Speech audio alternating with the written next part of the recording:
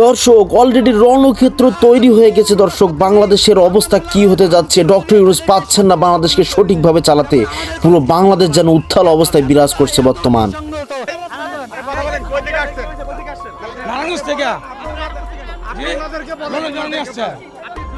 প্রধানমন্ত্রী শেখ হাসিনার সফর ঘিরে ওয়াশিংটনে সংঘর্ষে জড়িয়েছেন আওয়ামী লীগ ও বিএনপির সমর্থকরা।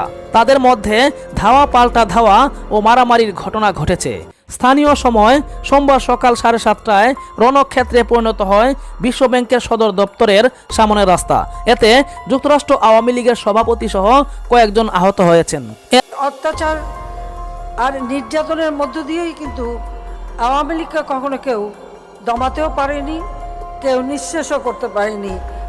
অন্তর্বর্তী সরকারের প্রধান দায়িত্ব নির্বাচন আয়োজন করা, একটি অবাধ, সুষ্ঠু এবং গ্রহণযোগ্য নির্বাচন। দেখেন, আমরা যদি আবার একটা, এখানে আমার ছাত্র দলের অনেক ভাইরা আছেন, আমি তাদেরকে অনেককে আমি ক্যাম্পাস লাইফ থেকে আমি লোকেট করতে পারি। একটা কথা মাথায় রাখতে হবে, শুধুমাত্র একটি ভোটের অধিকারের জন্য এই গণঅভ্যুত্থানটি হয়নি। শুধুমাত্র শরণার্থী ছেলেরা আমাদেরকে মারে, তারা কেউ, পুলিশ আমাদের উপরে আক্রমণ করে, সেনাবাহিনী দাঁড়িয়েছিল, কেউ কিছু বলে নাই। উনি আওয়ামী লীগের দোসর, ওনার মোবাইলে অসংখ্য অনলাইনে চেট দেওয়া হয়েছে যে তোমরা আরো আধা ঘন্টা হোল্ড করো, আমরা আসতেছি। ফেসিবাদ পতনের যে চিহ্নগুলো ছিল, যেই আমাদের গ্রাফিতিগুলো ছিল, সেই গ্রাফিতিগুলো মুছে ফেলা হয়েছে। আপনারা কারা, মানে কোথা থেকে এসেছেন? সমিতির ব্যাপারগুলি নিয়ে আসা হয়। কিসের সমিতি? এটা নতুন চালু হলো। কোথা থেকে আসছেন? নারায়ণগঞ্জ থেকে আসছি। লোনের জন্য, লোনের কথা বলছে। কত টাকা কোনো কিছু বলে নাই। কিন্তু আমরা অবৈধ সরকার ডক্টর ইউনূসকে আর বেশি দেরি বাংলাদেশের মধ্যে থাকতে দেব না, তাকেও আমরা বিতাড়িত করবি বাংলাদেশ থেকে। জীবনরা এরকমটাই কথা বলছেন আওয়ামী লীগের নেতাকর্মীগণ। তারা চিন্তা করতেছেন এখন আজকের ভিডিওটি খুবই স্পেশাল হতে চলেছে। আজকে সারাদিনের আপডেট কি হতে চলেছে বাংলাদেশের মধ্যে, তারা কিভাবে আক্রমণ করেছে বাংলাদেশের মধ্যে, আপনারা আজকের ভিডিওটি দেখলে বুঝতে পারবেন। চতুর্পাশে কিভাবে সিস্টেমেটিক্যালি শেখ হাসিনা যে কি কাজ করলেন, কি মাইন্ডের খেলা খেললেন এই ডক্টর ইউনূসের সঙ্গে এবং জাতির সঙ্গে, আজকে দেখলে আপনারা অবাক হতে যাচ্ছেন। এবার যেন নতুন করে আন্দোলন গড়ে তুলবেন শেখ হাসিনা, তিনি কিন্তু বাংলাদেশে আসবেন, এটা সত্যি আপনি ধরে রাখেন। আজকে ভিডিওটি দেখার পর আপনি নিজেই শিওর হয়ে যাবেন যে শেখ হাসিনা বাংলাদেশে ঢুকবেন। দেখুন কিভাবে পরিকল্পনা করেছেন। আমরা কথা বলার পর সরাসরি ভিডিওতে চলে যাব, না টেনে সম্পূর্ণ ভিডিওটি আপনাদেরকে আমরা ট্রেইলারে দেখাইছি আজকের ভিডিওটি কি কি নিয়ে আমরা আয়োজন করেছি, তাই না টেনে সম্পূর্ণ তথ্যটা জেনে যাবেন। পুরো ভিডিওটি দেখবেন, কি হতে চলেছে এক ভিডিওতে সকল তথ্য পেয়ে যাবেন। চলুন আমরা ভিডিওটি দেখে আসি। এবার ডক্টর ইউনূসের আর বাঁচার উপায় নেই, অবস্থা খুব খারাপ হতে যাচ্ছে, এটাই মনে হচ্ছে। চলুন। প্রধানমন্ত্রী শেখ হাসিনার সফর ঘিরে ওয়াশিংটনে সংঘর্ষে জড়িয়েছেন আওয়ামী লীগ ও বিএনপির সমর্থকরা। তাদের মধ্যে ধাওয়া পাল্টা ধাওয়া ও মারামারির ঘটনা ঘটেছে। স্থানীয় সময় সোমবার সকাল 7:30টায় রণক্ষেত্রে পরিণত হয় বিশ্বব্যাংকের সদর দপ্তরের সামনের রাস্তা। এতে যুক্তরাষ্ট্র আওয়ামী লীগের সভাপতি সহ কয়েকজন আহত হয়েছেন। এদিন সকালে বাংলাদেশ ও বিশ্বব্যাংকের অংশীদারিত্বের 50 বছর পূর্তি উপলক্ষে বিশ্বব্যাংক কার্যালয়ে আয়োজিত এক অনুষ্ঠানে যোগ দেন প্রধানমন্ত্রী শেখ হাসিনা। এ সময় কার্যালয়ের বাইরে যুক্তরাষ্ট্র আওয়ামী লীগ বিশ্বব্যাংকের সামনে জয় বাংলা সমাবেশের ডাক দেয়। একই সময়ে একই স্থানে যুক্তরাষ্ট্র বিএনপি প্রতিরোধ সমাবেশের ডাক দেয়। সকাল থেকে বিএনপি নেতাকর্মীরা বিক্ষোভ করতে থাকেন। সমাবেশের আগেই উভয় দলের সমর্থকরা উত্তেজিত হয়ে পড়েন। এক পর্যায়ে ব্যানার নিয়ে টানাটানি এবং সংঘর্ষ শুরু হয়। পরে পুলিশের হস্তক্ষেপে পরিস্থিতি স্বাভাবিক হয়। প্রত্যক্ষদর্শীরা জানান সকাল 7:30টা থেকেই বিএনপির কয়েক শত নেতাকর্মী সেখানে অবস্থান নেয়। সে সময় আওয়ামী লীগের সভাপতি ডক্টর সিদ্দিকুর রহমান সহ ডজন খানেক নেতা এসেছেন মাত্র। তারা বিশ্বব্যাংকের দরজার সামনের রাস্তায় অবস্থান নেওয়া মাত্রই বিএনপি র্যালি থেকে পানির বোতল ছুড়ে মারা হয় ডক্টর সিদ্দিকুর রহমান সহ অন্যদের প্রতি। এতে কমপক্ষে 5 জন আহত হন। ডক্টর সিদ্দিক বাম হাতে, তার স্ত্রী শাহানারা রহমান কপাল ও চোখ, খোরশেদ খন্দকার এবং আলী হোসেন গজনবীর মুখে আঘাত লাগে। বিশ্ব ব্যাংকের সামনে এর আগে মানববন্ধন অনুষ্ঠিত হলেও এমন মারদাঙ্গা পরিস্থিতির অবতারণা আর কখনো হয়নি বলে জানান কর্মকর্তারা। আমরা আনন্দ উল্লাস করতেছি। আমরা মোল্লা কলেজ ভাঙচুর করে দিয়ে তাদেরকে সব জিনিসপত্র লুট করে দিয়েছি, যেমন আমাদের কলেজকে করছে তারা। এত বেয়াদব তারা, এত নিঃসঙ্গ, এত যেটা বলা মুশকিল। ভাই ওরাও আমাদেরটা নিয়ে আসছে, ওরাও আমাদেরটা নিয়ে আসছে। পিসি পিসি পিসি সব আসবে, আমাদের ট্রফি নিয়ে আসছি আমরা। আজকে টি-20 ম্যাচ ছিল, কালকে তোরা প্রস্তুতি ম্যাচ খেলাইছে, আমরা রেডি ছিলাম না। কারণ আজকে তো আমরা আসছি, ওরা তো 35 কলেজ মিলে গেছে, আমরা আসছি 2 কলেজ। আমার ডিপার্টমেন্টের কম্পিউটার মনিটর প্রিন্টার সব নিয়ে আসছে। আমার মামাকে, বয়স্ক মামাকে অপমান করছে। এই ডিএম স্যার বলা ভাই নিয়ে গেছি, প্রিন্টার ভাই নিয়ে গেলাম। আর এরকম যারা করবে কারো শাস্তি নাই, সাদা খনাই সবার শাস্তি হবে, 7 করে দেখ ভাই জুতা পাইছি, জুতা লেডিস মায়া পাইলাম না, কিন্তু ডিএমআর জুতা পাইলাম, মানে তোরে পাইলাম না, কিন্তু তোর জামা পেয়ে গেলাম। বর্তমান সময়ে অন্তর্বর্তীকালীন সরকার ডক্টর ইউনূস থাকা সত্ত্বেও বাংলাদেশের এরকম একটি পরিস্থিতি যেখানে নিয়ন্ত্রণ মানছে না ছাত্ররা। এক এক কলেজের স্টুডেন্ট অন্য কলেজে ভাঙচুর এবং লুটপাট করছে। তাহলে বাংলাদেশ কি চালাতে ব্যর্থ হচ্ছেন ডক্টর ইউনূস? কি হবে বাংলাদেশের মধ্যে? এখানে দেখতে পাচ্ছেন এক কলেজের স্টুডেন্ট আর এক কলেজে থেকে ল্যাবে গিয়ে কম্পিউটার থেকে শুরু করে বিভিন্ন জিনিস চুরি করে নিয়ে যাচ্ছেন, আর যেটা খুবই একটা খারাপ নেতিবাচক প্রভাব ফেলতেছে সমাজের মধ্যে। এবং অনেকে বলছেন আগের যেন শেখ হাসিনাই ভালো ছিলেন, যার মাধ্যমে দেশ সুন্দরভাবে চলতো, আর ডক্টর ইউনূস তিনি পাচ্ছেন না এই দেশকে সুন্দরভাবে চালাতে। তাহলে কি ডক্টর ইউনূসের বর্তমান পদত্যাগ করাই উচিত হবে? তিনি কি আসলে এই দেশকে চালাতে ব্যর্থ? নয়তো কেন এত দাঙ্গা হাঙ্গামা চলতেছে বাংলাদেশের মধ্যে? উনি আওয়ামী লীগের দোসর। ওনার মোবাইলে অসংখ্য ভাই, ওনার মোবাইলে অসংখ্য আওয়ামী লীগের ভিডিও, এই যে দেখেন, এই যে দেখেন অসংখ্য ভিডিও। তালিকাটা কিসের? তালিকা দেখেন অসংখ্য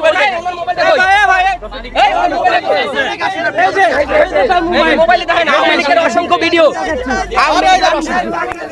এই মুহূর্তে সাধারণ জনতা একজনকে আটক করেছে, তার মোবাইলে অসংখ্য আওয়ামী লীগের বিভিন্ন চিত্র রয়েছে এবং একটি তালিকা রয়েছে। সেই তালিকাতে কিন্তু এই যে লিস্ট করেছে, সেই তালিকায় কিন্তু সকলের নাম রয়েছে। ভাই থানায় দিয়ে দিন, ভাই থানায় দিয়ে দিন, থানায় দিয়ে দিন। মমি চিন্তা ওই যে মহিলা ডানছে, ওই মহিলা ডানছে কেন নিয়ে আসছে? বলছে এই না আসবো, টাকা পয়সা দিব, লোন দিব, এই জন্য এই যে কাগজে লেখা আছে এগুলা। গাড়িতে থাকা লোকজন স্পষ্ট বিবৃতি দিয়েছে, এরা দুজন নিয়ে আসছে। গাড়িতে থাকা সব লোকজন বিবৃতি দিয়েছে যে এই দুজন এদেরকে লিড দিয়েছে। এরা বলছে যে এদেরকে ক্ষুদ্র ঋণ দিবে 1 লাখ টাকা করে, সেই প্রলোভন দেখিয়ে এরা দুজন ইঞ্জিনিয়ারের যে মহিলাটাকে ধরা হয়েছে, এরা দুজন নিয়ে আসে। গাড়িতে থাকা লোকজন সবাইকে আমি জিজ্ঞাসা করছি, সবাই সেই স্পষ্ট বিবৃতি দিছে। কিন্তু এখানে তারা যে স্পষ্ট প্রতারণা করছে তা তো তাদের কাহিনী দেখলে বোঝা যায়। তারা লিস্টই করছে পুঁজির জন্য, তারা লিস্টই করছে পুঁজির জন্য আবেদনের, কিন্তু তারা গাড়িতে ব্যানার টাঙিয়েছে অহিংস আন্দোলনের ব্যানার। এইখানে যে তারা যে প্রতি বিপ্লব ঘটানোর চেষ্টা করতেছে তা দেখে স্পষ্ট বোঝা যাচ্ছে, যে এরা সাধারণ জনগণকে এভাবে ব্যবহার করে এখানে নিয়ে এসে একটা বিশৃঙ্খলা ঘটানোর চেষ্টা করতেছে।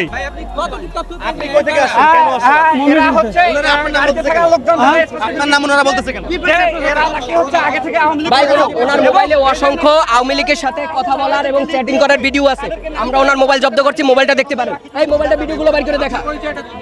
আপা বুঝিয়ে দিবে সবাইকে, আপা বুঝিয়ে দিবে, এই যে আপা ওনাদের বুঝিয়ে দিবে নাকি সব। আবার আওয়ামী লীগে এই যে দেখেন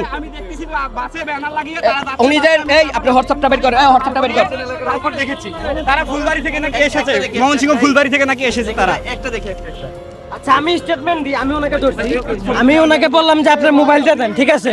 উনি বলে যে আমার মোবাইলে কিছু নেই, শুধু ভিডিও আছে। আমি বলে আচ্ছা দেন। আমাদের নিয়ে আসা হয়েছে ওই যে ধানমন্ডি 2 অফিস থেকে বলা হয়েছে যে আমাদের এই জায়গায় আসলে সিগনেচার করে কাগজ জমা দিলে আমাদের টাকা দিবে। আমরা আসছিল যে কতটুকু বৈধ আমাদের দেখার দরকার আছে, যে দেশের যে শৃঙ্খল, তার জন্য আমরা ফর্ম জমা দিইনি। যদি ভালো হয়, সঠিক কিছু তথ্য পাই, তাহলে আমরা ফর্ম জমা দিব। এই পর্যন্ত আমি ফর্ম জমা দিইনি, কতবারই ফর্ম জমা চাইছি, আমি দিই নাই। না উনি নিয়ে আসে নাই, আমাদের ওই ফর্মটা অন্য জনে দিছিল। হেড অফিস একদিন আসছিলাম, পরে আমাদের আজকে 33 জন লোক আমরা আসছি এই জায়গায়। আমরা ময়মনসিংহ ফুলবাড়িয়া থেকে আসছি। আপনাদের নেতৃত্ব দিয়েছে কে? বাসে কে ছিল লিডার? বাসের লিডার না, আমাদের ওই ফর্মটা দেওয়া হয়েছে যে আমরা যদি এই বৈধ থাকে তাহলে আমরা লিস্ট জমা দিব। বাস ভাড়া করছে কে? বাস ভাড়া সবারই, যার যার ভাড়া সবার। বাসের সাথে কোন সম্পর্ক নেই থেকে। বাসের সাথে কথা বলছো, পুরা এরিয়ার কথা বলছে উনি এলাকার নেতৃত্ব দিচ্ছে।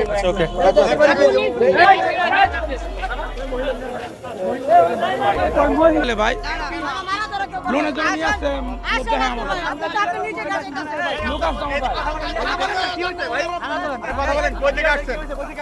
নারায়ণগঞ্জ থেকে লোনের জন্য নিয়ে আসছে জি না আমার নিয়ে আসছে ভাই এই যে লোকেরা নিয়ে আসছে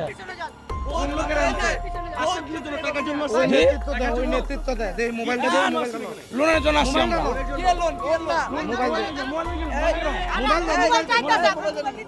কিছু বলে নাই কিন্তু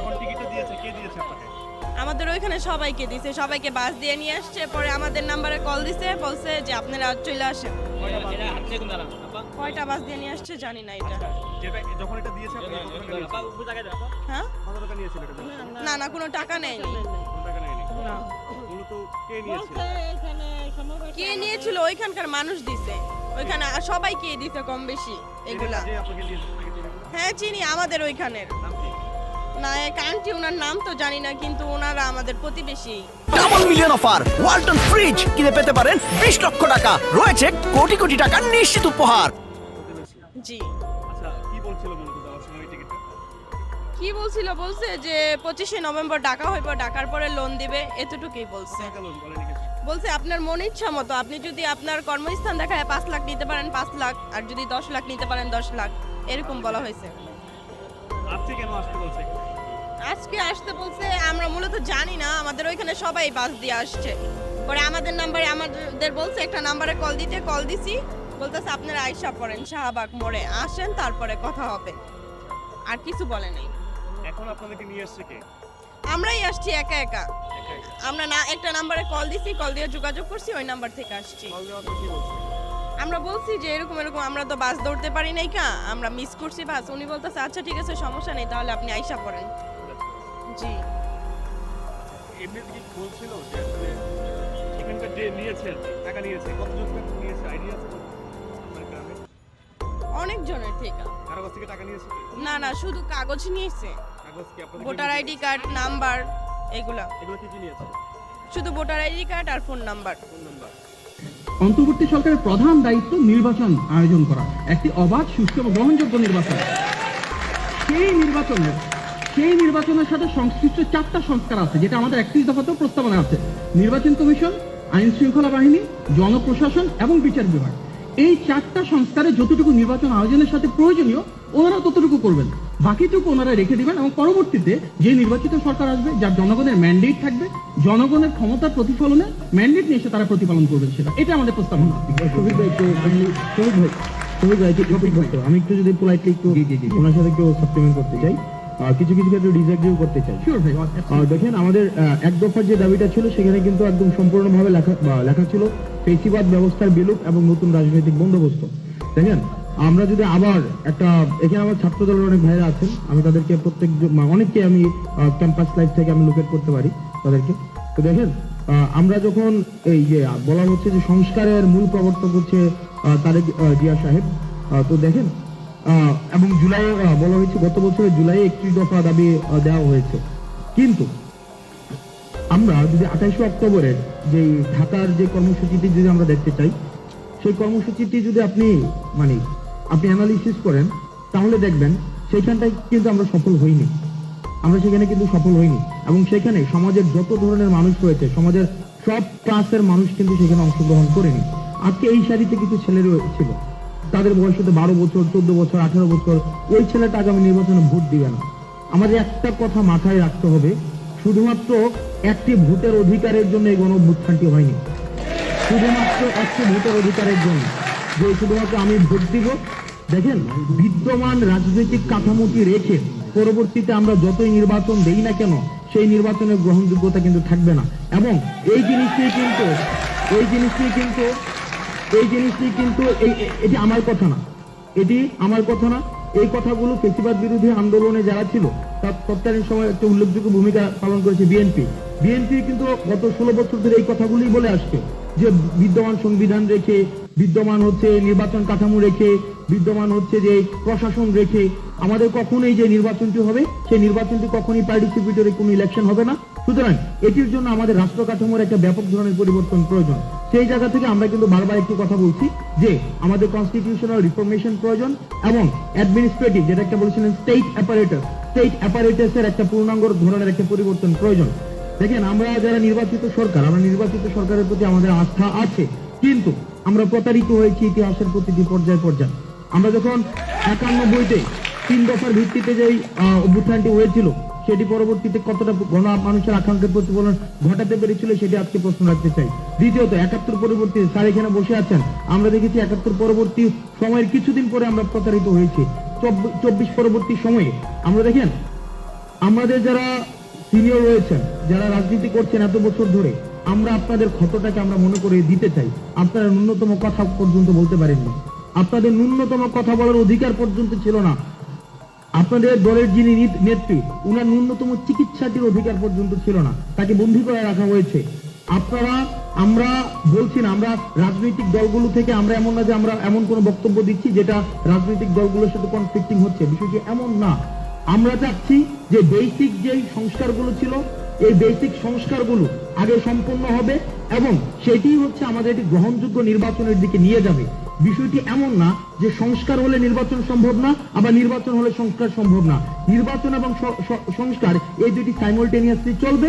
তবে রাজনৈতিক দলগুলো বিগত এত বছর ধরে যে সংস্কারগুলো মানুষকে দিতে পারেনি সেই জিনিসগুলো আমরা চাচ্ছি অন্তর্বর্তীকালীন সরকারের মধ্য দিয়ে হোক। ভাইয়ের একটা কথার সাথে আমি পোলাইটলি ডিসএগ্রি করব, শুধুমাত্র যে নির্বাচিত সরকারের মধ্য দিয়েই জনগণের সেটি হয়, সেটি আমরা গত বছর আওয়ামী লীগ কিন্তু বারবার বলছে আমরা নির্বাচিত সরকারের মধ্য দিয়ে এসেছি, আমাদের ম্যান্ডেট আছে, এবং তারা যা ইচ্ছা তা করেছে কনস্টিটিউশন নিয়ে তাদের মন মতো করে তারা সেটিকে সাজিয়ে গুছিয়ে যা ইচ্ছা তা করেছে। দেখেন, এই সরকারের তাহলে ম্যান্ডেট কি? এই সরকারের ম্যান্ডেট হচ্ছে গণ-অভ্যুত্থান। এই গণ-অভ্যুত্থান দিয়ে এই সরকার ম্যান্ডেট লাভ করেছে এবং আমরা চাই যাতে করে বিএনপি যারা এত বছর ধরে নির্যাতিত হয়েছে, জামাতকে ডিহিউম্যানাইজ করা হয়েছে, অন্যান্য যারা ফ্যাসিবাদ বিরুদ্ধে যে রাজনৈতিক দলগুলো রয়েছে, তারা যখন নির্বাচনের মধ্য দিয়ে তারা যখন আবার ক্ষমতায় আসবে, তাদের জন্য আর ফ্যাসিবাদী কোনো ধরনের শক্তি হয়ে না উঠতে হয় এবং আবার যেন ফ্যাসিবাদের কবলে না পড়তে হয়, সেটির কাজই হচ্ছে অন্তর্বর্তীকালীন সরকার করবে। আগামী জাতীয় নির্বাচনে আওয়ামী লীগের আসার বিষয়ে যে প্রশ্নটি উঠছে, আমাদের এখনও অনেক আহত ভাইয়েরা হাসপাতালে কাতরাচ্ছে এবং শহীদদের মিছিল কিন্তু এখনও ভারী হচ্ছে। সর্বশেষ যে শহীদ হয়েছে আব্দুল্লাহ, এখনও কিন্তু 1 সপ্তাহ হয়নি। আমাদের যে ভাইয়েরা আহত হয়েছেন তাদেরও কিন্তু এখনও চিকিৎসা পুরোপুরি হয়নি। অনেকেই মাথায়, বুকে, পায়ে, শরীরের বিভিন্ন জায়গায় বুলেট নিয়ে কাতরাচ্ছেন। অনেকেই হাত হারিয়েছেন, পা হারিয়েছেন, চোখ হারিয়েছেন। তারা বলছেন যে আমাদের হাত বা চোখ তো ফিরবে না। অনেকেই বাবা হারিয়েছেন, মা হারিয়েছেন, তারা বলছেন যে আমাদের বাবা মা ভাই তারা তো ফিরবে না। তাহলে আওয়ামী লীগ কেন ফিরবে? এখনও গণ অভ্যুত্থানের পরে আমাদের যে প্রিয়জন হারানোর বেদনা, আহতদের আহাজারি, আহতদের যে কাতরতা, সেই আহাজারি কাতরতাই তো এখনও শেষ হয় নাই। তার আগে এই গণহত্যাকারী দল, এই খুনি দল, এই ফ্যাসিস্ট দল তার ফিরে আসার আলোচনা যখন হয়, মানে ফিরে আসতে পারবে কি পারবে না এটা তো অনেক দূরের বিষয়, পরের বিষয়।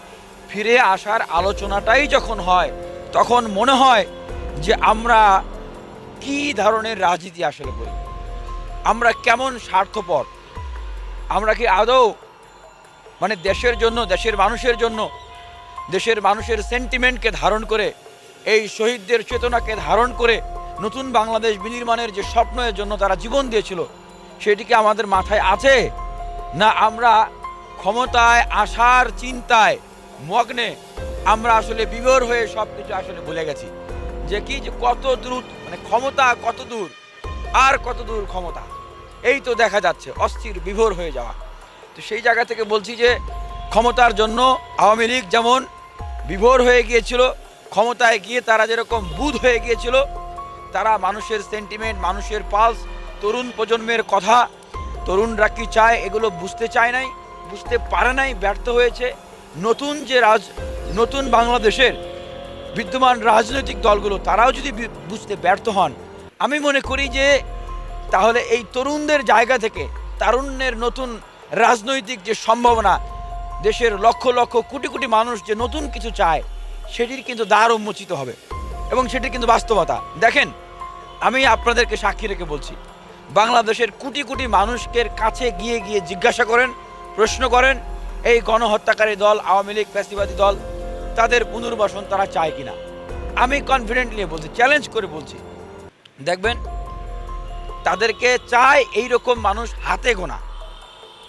তাছাড়া এমন মানুষ পাবেন না যে আসলে তাদের পুনরুত্থান চায়। আমি যদি আমার কথা বলি, আমাকে দুবার জেল খাটিয়েছে। আমি একবার মোদি বিরোধী আন্দোলন করেছিলাম, ভারতীয় আগ্রাসন বিরোধী আন্দোলন, জেলে নিয়ে গিয়েছে। আরেকবার আমি ফ্যাসিবাদ বিরোধী ছাত্র ঐক্যের ডাক দিয়েছিলাম। আমি ঢাকা বিশ্ববিদ্যালয় থেকে এই আহ্বান জানানোর কারণে আমাকে 7 মাস সলিটারি কনফাইনমেন্ট রাখে, নিঃসঙ্গ আবদ্ধতায় তারা আমাকে আটকে রাখে। আমার বাবা মার সাথে দেখা করতে দেয় নাই, সূর্যের আলো বাতাস দেখি নাই, ঠিকমতো জেলখানায় খাবার পর্যন্ত দেয় নাই। তাদের কৌশলটাই ছিল আমি যেন একাকিত্বে, আমি যেন মানে হতাশ হয়ে, আমি যেন মানে মেন্টালি সিক হয়ে, ডিপ্রেসিভ ডিসঅর্ডারে আমি যেন হয় আত্মহত্যা করি, আর না হলে আমি যেন পাগল হয়ে যাই। এটি আসলে তাদের এই মানে যে solitary confinement system, punishment, detention যেটাকে বলে, এইটার আসলে কারণ। তাহলে কিভাবে আসলে এই আওয়ামী লীগকে আমরা বিশ্বাস করব, তাদেরকে আবার ফিরিয়ে আনার কথা বলবো? দেখেন, আওয়ামী লীগ কীভাবে ফেরত আসতে পারে, দুইটা ওয়ে হইতে পারে। একটা হচ্ছে প্রতিবিপ্লব, সংঘাত, সহিংসতার ভিতর দিয়ে চ্যালেঞ্জ করে তারা ফিরে আসা, দেশে গৃহযুদ্ধ সৃষ্টি হবে। তাহলে তাদেরকে এই ধরনের সুযোগ দেওয়া হলে, বা এমন কোনো বক্তব্য কথার ভিতর দিয়ে বড় বড় রাজনৈতিক দলগুলোর তারা যদি শক্তি সাহস পায়, এই বিক্ষোভ, বিদ্রোহ, নৈরাজ্য, গৃহযুদ্ধ, নৃশংসতার থেকে তাদেরকে কিন্তু উৎসাহিত করবে তাদের এই বক্তব্যগুলো। আর একটা পথ, যেটা তাদেরকে আগামী নির্বাচনে জামাই আদর করে একটা সুন্দর সিস্টেমের ভিতর দিয়ে তাদেরকে পুনর্বাসন করা। এখন কথা হচ্ছে ভাই, এই আপনি যখন বলেন যে আগামী নির্বাচনে আওয়ামী লীগ আসতে কোনো বাধা নাই, এখনও কিন্তু 3 মাস যায় নাই গণ অভ্যুত্থানের। তার মানে কি আওয়ামী লীগের যে দোসররা, গণহত্যাকারীদের যে সঙ্গীরা, সাথীরা, মাস্টার মাইন্ডরা প্রশাসনে ঘাপটি মেরে আছে, এখনও তাদের যে মাস্টার মাইন্ডরা বিচার বিভাগে ঘাপটি মেরে আছে, শিক্ষাঙ্গনে আছে, ব্যবসায়ী অঙ্গনে আছে, রাজনীতির ময়দানে এখনও চুপ মেরে আছে, লুকিয়ে আছে, তাদেরকে কি আপনি সাহস যোগাচ্ছেন না যে তোমরা ভয় পাও না ভাইরা, আমরা আছি? দর্শক, হাসনাত আব্দুল্লাহ নিজেই গিয়ে দেখলেন দেয়ালের মধ্যে এই ফেসিস হাসিনার যত কুকর্ম ছিল এগুলো আঁকানো হয়েছিল, আর সেগুলো উধাও হয়ে গেছে। কিভাবে হলো চলুন আমরা সরাসরি ভিডিও দেখি। নাটকের সম্পূর্ণ ভিডিওটি দেখুন, আজকে ভিডিও খুবই ইন্টারেস্টিং। সম্পূর্ণ ভিডিওটি অবশ্যই লাইক দিবেন এবং চ্যানেলটি সাবস্ক্রাইব করে দেখতে থাকুন। এই ছোট চ্যানেলটি অবশ্যই সাপোর্ট করবেন নিত্য নতুন সকল আপডেট পাওয়ার জন্য। চলুন আমরা দেখতে থাকি। আমরা পতন করেছিলাম, এই ফেসিবাদ পতনের চিহ্নগুলো এই দেয়ালগুলোর মধ্যে আমাদের ছিল। কিন্তু আমরা দেখেছি যে গতকাল কে বা কার আমরা জানি না, এই যে দেয়ালগুলো থেকে ফেসিবাদের চিহ্নের, যেই ফেসিবাদ পতনের যে চিহ্নগুলো ছিল, যেই আমাদের গ্রাফিতি গুলো ছিল, সেই গ্রাফিতি গুলো মুছে ফেলা হয়েছে, ইচ্ছাকৃতভাবে মুছে ফেলা হয়েছে। আমি এই বিষয়টা আমি দেখেছি যে ল্যাবরেটরি স্কুলে, গভর্নমেন্ট ল্যাব স্কুলের দেয়ালগুলো থেকেও মুছে ফেলা হয়েছে। ঢাকা ইউনিভার্সিটি বিভিন্ন দেয়ালে দেখছি যে মুছে ফেলা হচ্ছে। আজকে নয়ডাম কলেজের এই যে দেয়ালগুলো সব জায়গায় সংস্কার নামে সেগুলোকে মুছে ফেলা হচ্ছে, এই যে উন্নয়ন নামে মুছে ফেলা হচ্ছে, এই জায়গাগুলোতে অন্য কিছু করা হবে। আমরা স্পষ্টভাবে বলতে চাই, আপনারা যত চেষ্টাই করেন না কেন, মানুষের মনস্তত্ত্ব থেকে, মানুষ পথ থেকে আপনি গ্রাফিতি মুছতে পারবেন, আপনি দেয়াল চিত্র মুছতে পারবেন, আপনি এই কাজগুলো আপনি করতে পারবেন, কিন্তু মানুষের মনস্তত্ত্ব থেকে, মানুষ পথ থেকে হাসিনার যে ফ্যাসিজমের সিম্বল স্থায়ীভাবে যে উৎখাত হয়েছে, সেটি আপনি কখনোই মুছতে পারবেন না। সুতরাং এই দেয়ালে বিভিন্ন জায়গায় চুরের মতো এসে আপনি রাতের বেলা এসে দেয়ালে আপনি খুনি হাসিনার নাম মুছে দিবেন, সেটা সম্ভব না। হাসিনা যেটা খুনি ছিল, হাসিনা যেটা ফ্যাসিস্ট ছিল, এটি বাংলাদেশের প্রত্যেকটি দেয়ালে সেগুলো থাকবে। বাংলাদেশের প্রত্যেকটি শিক্ষার্থী যারা রয়েছে, আগামীকালের মধ্যেই এই দেয়ালগুলোতে খুনি হাসিনার অপকর্মের আবার গ্রাফিতিতে সেগুলো ভরে যাবে। আপনি একটু দেখাবেন? গ্রাফিতি ছিল, সবগুলো মুছে ফেলা হয়েছে।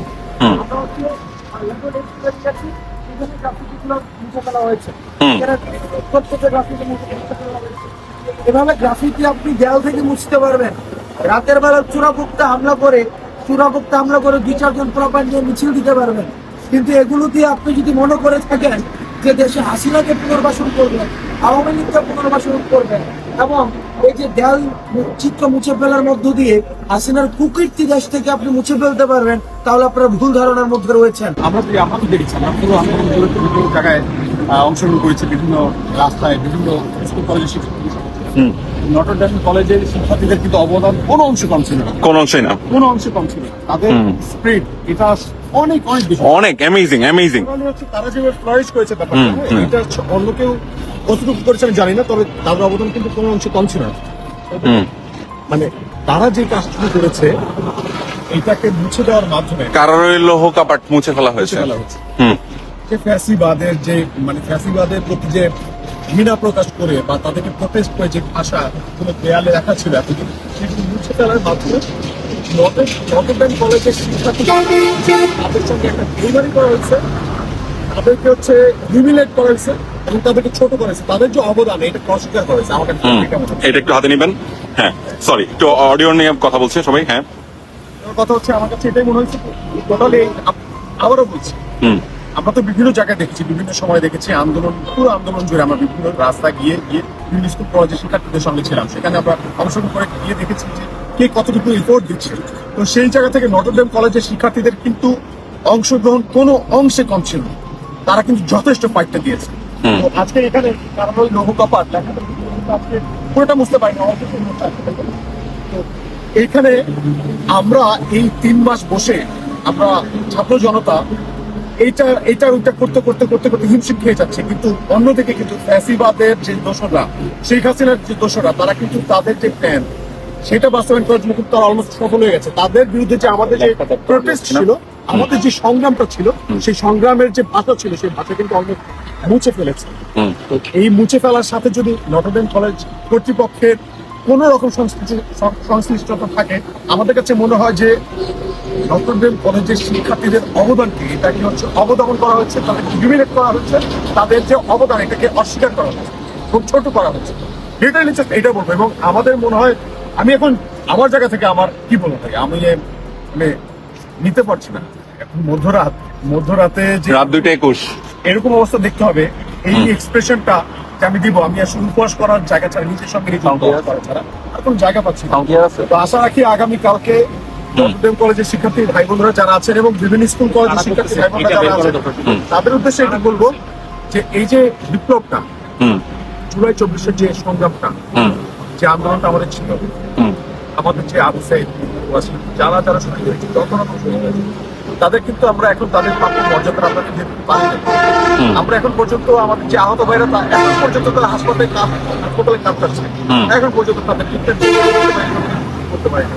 আমরা এখন পর্যন্ত তাদেরকে রাজপথে একসাথে আচ্ছা, এটা ছেড়ে দেন। বলি, এখন আমাদের এই মুহূর্তে যেটা করা দরকার, আমাদের যত কলেজের শিক্ষার্থী আছে, এই বিপ্লবটা আমাদের। আমরা জানি, আমরা সবাই আমাদের রাজপথ থেকে আমরা পড়াশোনা করে গেছি, কিন্তু দেশটা আমাদের, দায়িত্ব আমাদের। শেখ হাসিনাকে এই ছাত্র জনতায় মিলেমিশে হচ্ছে সরাইছে এই দেশটা।